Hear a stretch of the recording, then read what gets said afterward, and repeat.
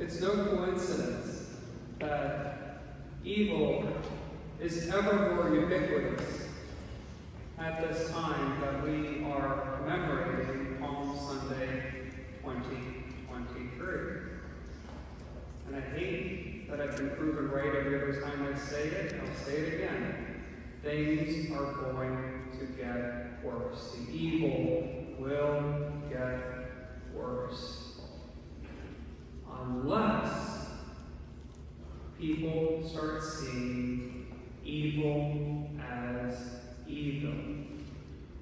But that can't even happen unless people recognize from their hearts that Jesus suffered and died for them.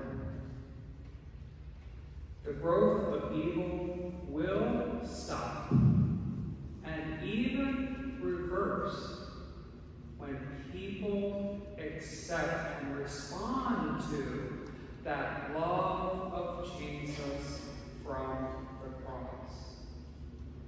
A seemingly insignificant verse from today's gospel contains the greatest meaning because it contains the greatest event of all time. The veil of the sanctuary was torn in two. God bridged the infinitely large chasm that was created by humanity from original sin. More specifically, that chasm was created when humanity, not just Adam and Eve, humanity chose their way and rejected God's way as the best way. God could have bridged that chasm and brought full reconciliation without even having a paper cut. But God went through infinitely worse because of his love for us. It wasn't just the 4 9-inch nails that pierced his hands and feet. It wasn't just the thousands of lacerations that gave Jesus overwhelmingly unimaginable, excruciating pain from his scourgings and his beatings and the crown of thorns.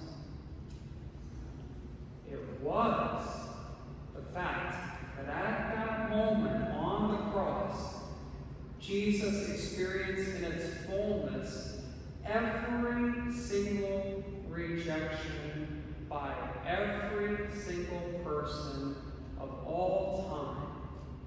Every moment somebody chose their way over God's way. Every time they said, God's way is not best. He went through all of that and more, as if you were the only person that ever existed. And although we keep rejecting God's ways, maybe not the big ways you see on TV, but every way is still a rejection. Although we still mess up all the time, Jesus still hasn't given up on us. So how can we give up? St. Paul tells us that we can't give up if we complete what is lacking in the sufferings of Christ.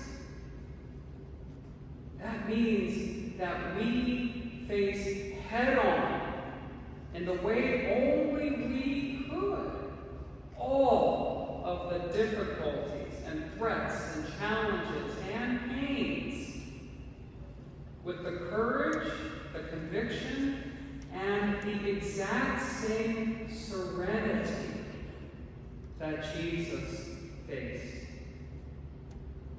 If we can do that, if we can continue to expose the evils, if we can open the eyes so that those people we know who aren't here today, those people, if they can accept with their hearts and respond to this perfect love of Jesus on the cross, then they will recognize how evil has kept them from seeing that love and resting in that love and growing in that love always.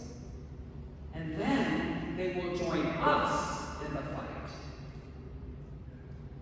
We cannot be afraid to preach Christ crucified because we fear what that may mean for us.